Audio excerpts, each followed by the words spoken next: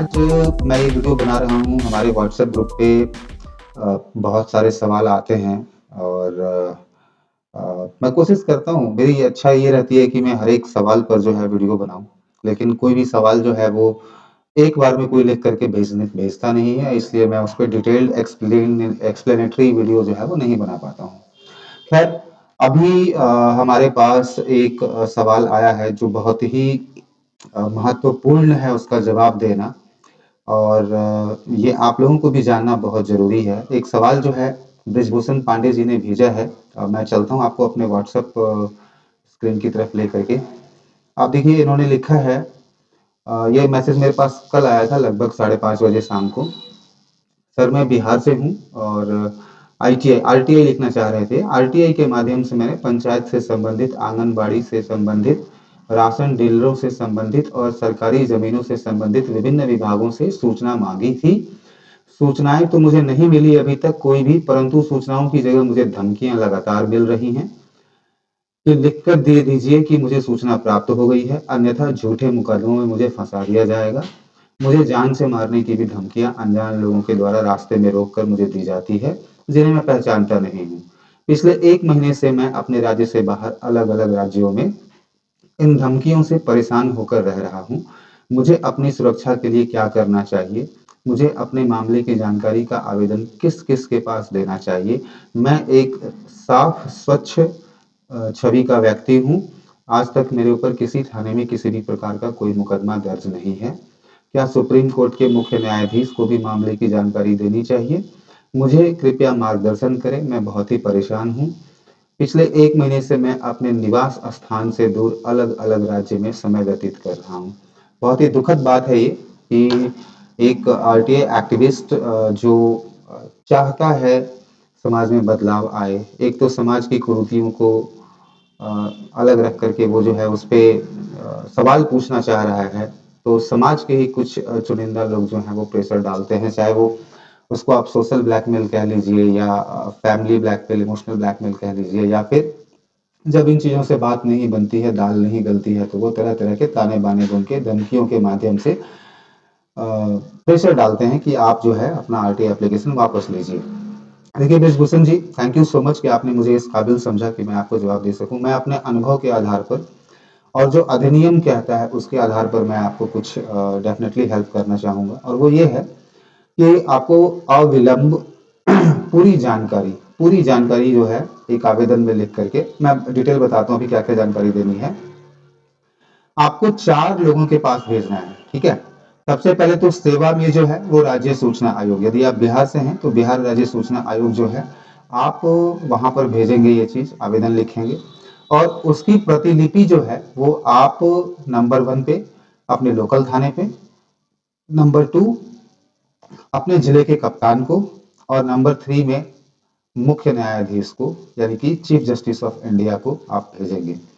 देखिए जो RTI act है ये हमारा फंडामेंटल राइट है और फंडामेंटल राइट्स के जो संरक्षक होते हैं वो सुप्रीम कोर्ट है, यानी कि चीफ जस्टिस ऑफ इंडिया को आप इनकी सूचना दे सकते हैं। अब आपको लिखना क्या है और कैसे लिखना है मैं भी आपको डिटेल में बता देता हूँ, थोड़ा सा संक्षिप्त में बता देता हूँ। आपको लिखना है कि सेवा में आयुक्त महोदय, श्रीमान आयुक्त महोदय, राज्य सूचना आयोग जो पटना में है, और उसका एड्रेस लिखेंगे आप और उसमें लिखेंगे कि मैंने फलाने फलाने तारीख को फलाने फलाने विभाग से कुछ सूचना का अधिकार अधिनियम के तहत जो है कुछ सूचनाएं मांगी थी, जिनका ब्यौरा नीचे है। चूंकि आपने 3, 4, 5 सूचना का अधिकार के तहत आवेदन का जिक्र किया है, तो आप सूचीबद्ध बना करके वहां लिखेंगे कि फलाने विभाग से मैंने मांगी थी इतने तारीख को, फलाने विभाग से इतने तारीख को, फलाने विभाग से इतने तारीख को और फलाने विभाग से इतने तारीख को। और उसके साथ आप लिख दीजिएगा ब्रैकेट में हर एक सूची के सामने में कि आवेदन की प्रति संलग्न है, एनेक्स्चर ए, एनेक्स्चर बी, एनेक्स्चर सी, एनेक्स्चर डी, यानी कि जितने भी आवेदन होंगे उनको आप एज एनेक्स्चर जो है उसको आप संलग्न कर दीजिएगा। आवेदन का संलग्न करना बहुत जरूरी है उसकी प्रतिलिपि का, ठीक है? आपने ये कर दिया। उसके बाद उसका आपको लिखना है कि महोदय इन आवेदनों के भेजने के पश्चात मेरे ऊपर सामाजिक रूप से ये दबाव बनाया गया कि मैं ये आवेदन वापस लूँ और मैं लिख के दूँ कि मुझे अन्य स्रोत से जो है सूचना प्राप्त हो गई है। और जब मैंने ऐसा करने से मना किया तो मुझे अलग-अलग अनजान लोगों द्वारा जो है धमकियाँ दी जाने लगी और धमकियों का स्तर इतना बढ़ गया कि मुझे अपना निवास स्थान छोड़ करके गोपनीय तरीके से अलग जगह पे रह रहा हूँ मैं, अलग राज्य में रह रहा हूँ। मुझे मेरी जान-माल का खतरा है कि यदि मैं वापस अपने निवास स्थान पे गया तो मुझे जान से मार दिया जा सकता है। तो ऐसी परिस्थिति में मैं आपको जो है ये सूचना दे रहा हूँ कि मैं क्या करूँ और ये यदि मुझे किसी भी प्रकार का जान-माल का नुकसान होता है तो उसकी ज़िम्मेदारी जो है इन इस आरटीआई से संबंधित जो भी लोग हैं उनके ऊपर ही जानी चाहिए, ठीक है?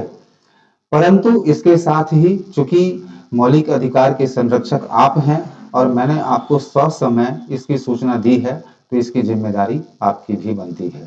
ठीक, इस तरीके से आप आवेदन बना करके जो है आप इमीडिएटली रजिस्टर्ड पोस्ट से आप जहां पर भी हैं, आप जहां पर भी हैं, आप देश के जिस कोने में हैं, आप उस कोने में उस कोने से इस लेटर को लिख करके और बाय रजिस्टर्ड पोस्ट अविलंब इसको भेजिए। ठीक है, आप देखिए ये लेटर पहुंचते ही कैसे त्वरित कार्रवाई होती है।